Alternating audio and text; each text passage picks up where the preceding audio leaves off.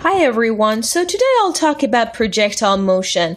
Essentially, projectile motion is any motion that involves the x and y directions both together. So suppose I'm throwing a tennis ball or I'm throwing a baseball or something, then if I just throw it randomly, we all have experienced that the ball goes on this curved line, which is essentially a parabolic shape. So it's called a parabola. And it goes on this parabolic path, let's say. The beauty of physics is we can totally forget about this curvature and we can treat the motion of this ball into two separate x and y directions without considering what the actual was, okay, to begin with. So I can just treat this on two separate directions. And the most important point that you need to remember is that you should not mix these two up, okay? Never mix the x and y direction up. So treat them completely separately. Let's just be more specific about what I said.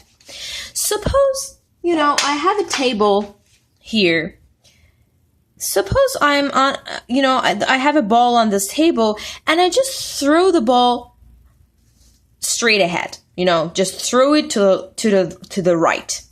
If Earth is not in our, if we were in outer space, so let's suppose there is no Earth or anything. If we were in outer space, when I throw this, Newton's first law says this goes on a straight line forever till something interferes with its motion. So this goes forever with constant velocity till it hits something. Now, Earth is present, obviously. We live on Earth, right?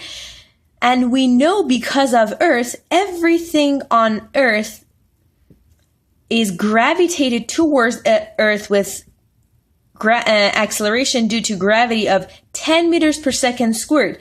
So if something is thrown up, the velocity of that thing in every single second gets decreased by 10 meters per second. And if something falls down, we know it speeds up. How much is the speeding up? 10 meters per second in each second. Okay? So this is just because we live on Earth. Therefore, this ball, if we do this experiment on Earth, it really wants to go on this constant velocity line, but at the same time, Earth pulls it towards itself. So the combination of these two motions on the x and on the y axis, horizontal and vertical, gives rise to this parabolic shape. Like I said, the beauty of physics and like the simplicity, basically how simple nature works, is that we can forget about this curvature that for the path of the ball, and we can just think about y, the vertical direction, completely separately from the x direction. So, both of which we already know. We know on a straight line there is no Earth or any body that, any planet or anything present. So it goes with constant velocity. It basically retains its constant velocity. And along the y direction, it's a free falling motion. So projectile motion along x axis, it's constant velocity, and along the y-axis, it's essentially accelerating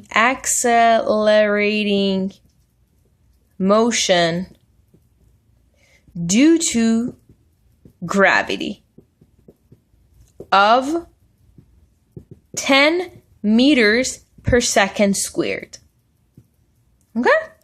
Very, very, it makes a lot of sense. So what I suggest you to do, always split your motion into two separate axes of x and y axes, and then along the x direction you always have constant velocity. Along the y-axis, though, you have accelerating motion. Acceleration means change in velocity over time. So if you are having accelerating motion due to gravity by 10 meters per second squared along the y direction, then your velocity changes all the time. This is what we had before. So let's just, do one example and just make sure we get the whole idea of how things work for a projectile motion. So